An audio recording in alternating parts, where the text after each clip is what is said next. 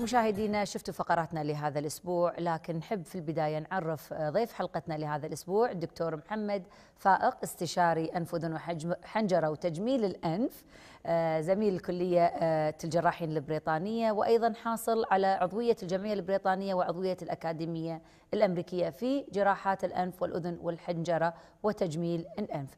يشرفنا تواجدك اليوم معنا دكتور محمد، وشرف لنا أنك تكون معنا في حلقتنا لبرنامج أطباء في حلقة جديدة من ديكورنا الجديد. شكرا جزيلا دكتورة غادة على الاستضافة في برنامجكم المتميز، وإن شاء الله نقدم معلومات إلى السادة المشاهدين بشكل كافي، وأيضا نقدم أشياء جديدة، معلومات جديدة للمشاهدين. نعم دكتور محمد، بالنسبة للأنف والأذن والحنجرة من الناحية التشريحية، شلون طريقة الاتصال بين الأنف والأذن والحنجرة؟ لو بشكل مبسط نشرحها. هذا الاختصاص أنف وأذن وحنجرة، وبدأ كأنف وأذن وحنجرة، بعدين تطور هذا الاختصاص إلى أنف وأذن وحنجرة وجراحة الرأس والرقبة والتجميل والى آخره.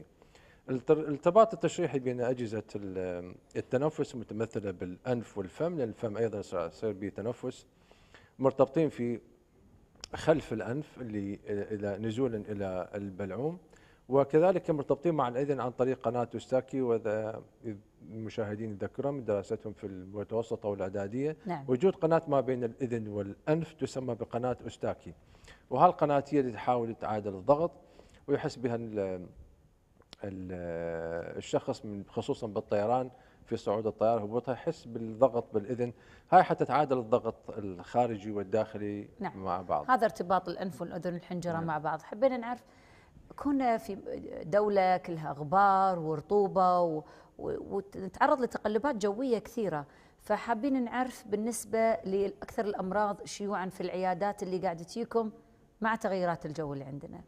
بالتأكيد تغيرات الجو، الظروف البيئية والتلوث يعني جلوبال في كل العالم، التلوث العالمي. التلوث العالمي، فمن مواد طبيعية، عضوية، كيميائية والى آخره.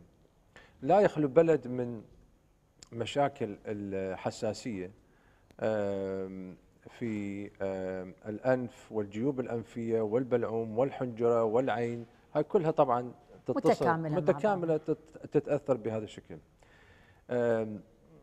فحساسية الأنف والجيوب الأنفية من الحالات اللي الشائعة والمتكررة وتزداد في شدتها، وخصوصا بعد زيادة التلوث البيئي، وبالإضافة إلى ذلك أصبح استجابة المريض إلى العلاجات التقليدية. نعم. نعم. اللي منها الأدوية والبخاخات والحبوب والكورتيزون وإلى آخره، أصبح الاستجابة إلى هذه ضعيف، ويسبب أيضا ريباند فينومينا، يعني مردود عكسي، رد فعل عكسي ما بعد استخدام الدواء. ما بعد استخدامه. نعم. فيصل المريض، يعني اليوم الصبح جوني مرضى شباب حالة مستفحلة من الحساسية، يعني عمره لا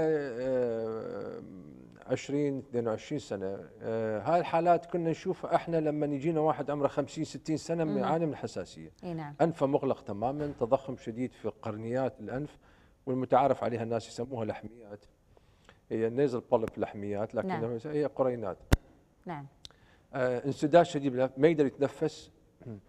والمسألة المهمة اللي يعني ظهرت تقريبا بال10 15 سنة الثانية، أنه حساسية الأنف والجيوب الأنفية أصبحت تؤثر على القصبات الهوائية. نعم.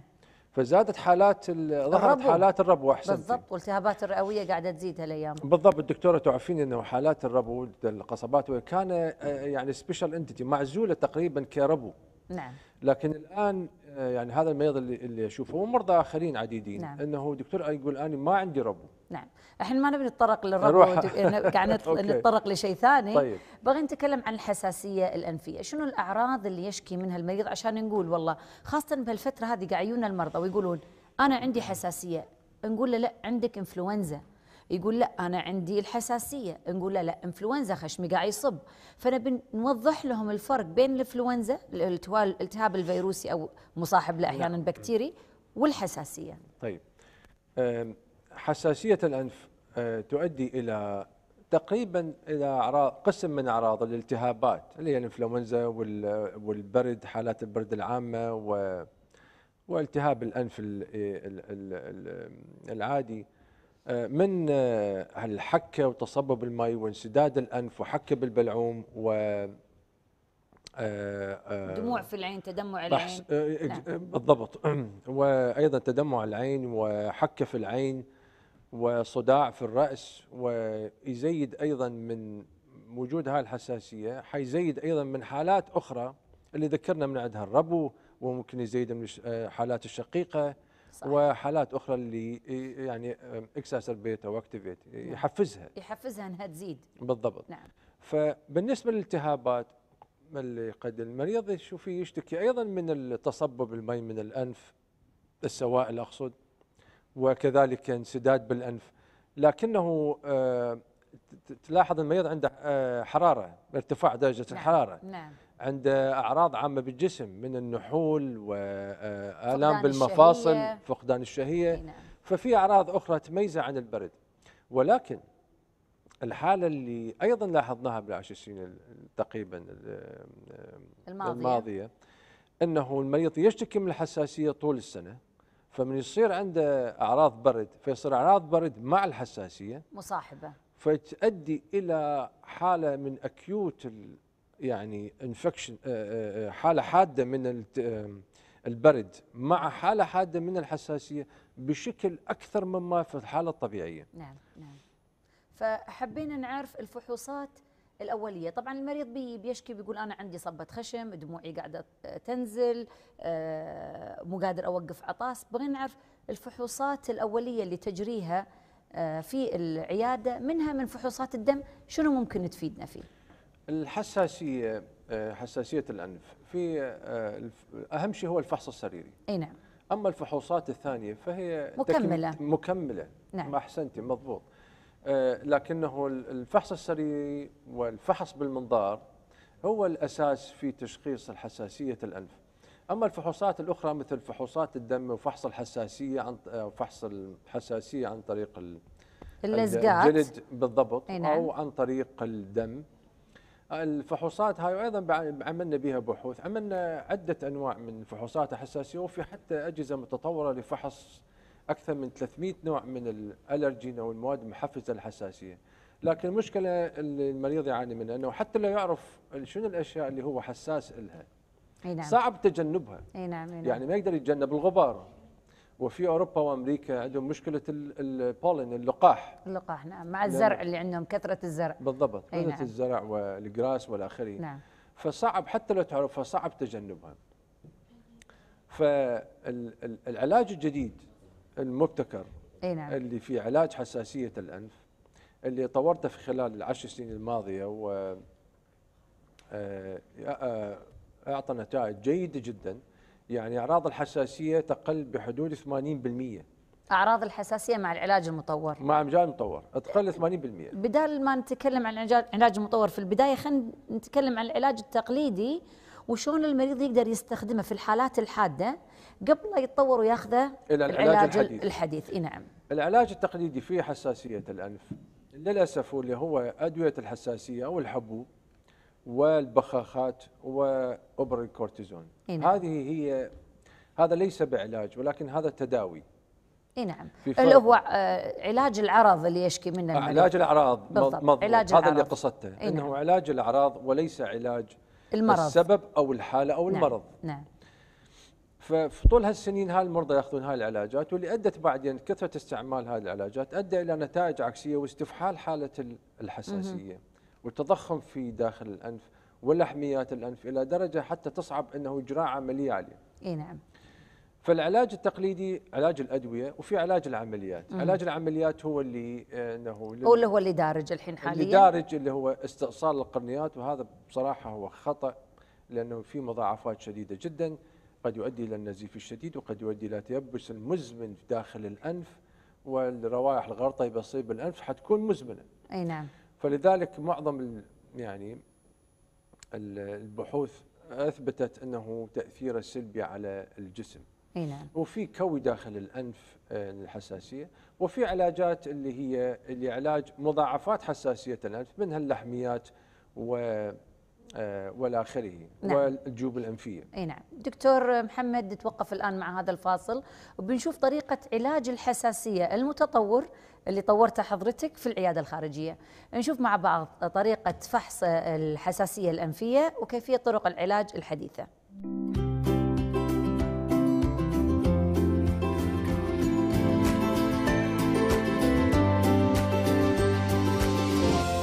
العلاج المتطور والحديث لحساسية الأنف، وعيادة أنف وأذن وحنجرة وتجميل الأنف تفتخر بهذا العلاج المتميز الوحيد في الكويت والشرق الأوسط، وقد يكون هذا العلاج المتميز المبتكر متميز في العالم أيضا. داخل الأنف حيكون بعض الإجراءات ونتيجة للتضخمات الموجودة ومناطق خاصة في الأنف يتم العلاج والتعامل معها كما سنرى في هذا الفيلم المصور. مثل ما تلاحظون أعزائي المشاهدين في داخل الأنف، وراح نلاحظ أنه حاجز الأنف هذا الموجود وعلامات الحساسية واضحة جدا والتضخم والى آخره. وتلاحظ أيضا لحمية الأنف السفلى، هذه لحمية الأنف متضخمة جدا مع الإفرازات الشديدة الموجودة داخل الأنف وتضيق في الأنف، وهذا نتيجة لوجود الحساسية الشديدة. ودخولا بالأنف راح نلاحظ الجهة الثانية أيضا راح نلاحظ اللحمية السفلى واللحمية الوسطى وحاجز الأنفنة والإفرازات الشديدة تسبب الحساسية. العلاج الجديد والمتميز في حساسية الأنف أنه يتم توسيع الأنف بحيث يستطيع المريض أن يتنفس في تصغير هذه اللحميات، وكذلك نعمل علاج خاص إلى مناطق معينة في الأنف اللي راح تقلل من الإفرازات ومن العطاس، وكذلك راح تقلل من الشعور بالانسداد. فهذا علاج جيد جدا. نسبة نجاح العلاج في تقليل أعراض الحساسية والعطاس وانسداد الأنف والى آخره يحتاج إلى جلسة واحدة، وقليل من الحالات يحتاج إلى جلسة ثانية.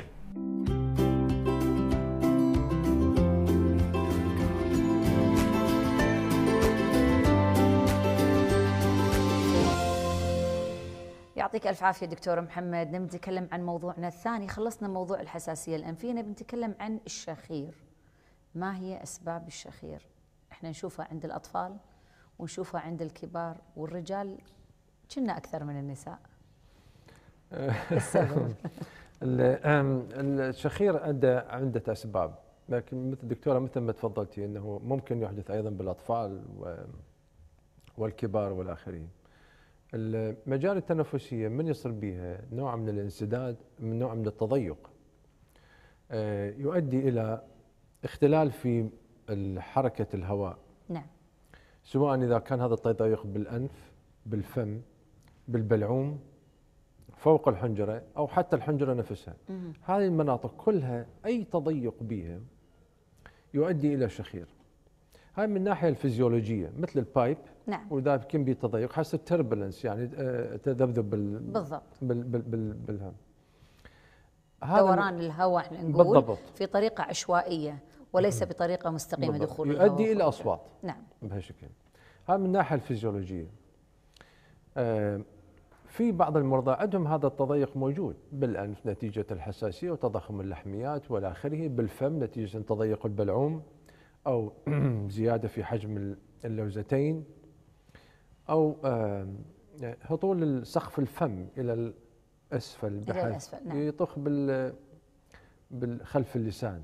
احنا لما نقول كذي عشان الناس تفهم هطول سقف الحلج ما راح يفهمونه. نقول لهم الحلج نفسه البلعوم لما تشوفون الدندوشه هذه اللهات اللي قاعده تنزل، اللهات كلها تكون نازله، فيصير حتى لما تطلب بالعومك تشوف الفتحه صغيره فمجرى الهواء يكون صغير حتى وقت التنفس، او احيانا حتى اللي عندهم اللوز كبيره تكون ضاكه على مجرى الهواء هم بعد مسببه ضيق في المنطقه، فتشوف المكان اللي ممكن يدخل منه الهواء يكون جدا ضيق وصغير.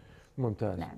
وايضا خلف اسفل اللسان في ايضا لوزتين غير اللوزتين اللي احنا نشوفهم بالضبط، يسموها اللينجوال تونسل او لوزتي اللسان، هاي ايضا تتضخم في بعض المرضى. واعلى الحنجره ايضا مرات تصير تضيق. فما تقدر تتعالج الشخير الا اذا تحاول ان نشوف اي وين هذا التضيق. نعم. هذا كله يكون بالفحص السريري دكتور محمد. بالضبط، فحص السريري وفحص المنظار. نعم. بفحص المنظار والمريض راح يعمل فشيء يعني مشابه الى حركه الشخير خلال النوم. نعم. فحتبين التضيق خلال اين منطقه التضيق. اي نعم. وهي الى 4 درجات تحددين حسب حاله المريض، بها كلاسيفيكيشن، تصنيف يعني 4 درجات، وعليها انه تعالج المريض. ما سبب هذا التضيق؟ قد يكون سبب مكتسب من الانف والجيوب الانفيه والتهاب المزمل باللوزتين والى اخره، ولكن بعض البحوث اظهرت انه في هناك ايضا جينات للشخير اللي تسبب الشخير. نعم. وهاي انا لاحظتها بصراحه في بعض المرضى، يعني المريض ما عنده اي زياده في الوزن، نفحصه بالمنظار ما عنده اي تضيق. يعني لا في زياده وزن اللي نقول نسبب له اللي ممكن يسبب يعني. ولا عنده تضيق في المجال التنفسي، ولكن شخيره قوي جدا. اي نعم. فهذا ممكن يسبب يعني احراج طبعا من الناحيه الاجتماعيه، سواء للزوج او للزوجه، او حتى لو كان واحد سنجل، يعني اصدقاء من يسافر معاهم شخيره عالي، وقسم شخيرهم يعني يوصل عده غرف، بعد عده غرف. فيكون محرج جدا من الناحيه الاجتماعيه. وتشوف المريض يعني جسمه ضعيف، ما عنده سمنه، ما عنده انسدادات. هل التدخين له دور او تاثير سلبي على انه يخلي المريض يسبب له ان هذا نوع من الشخير، انه يكون مدخن؟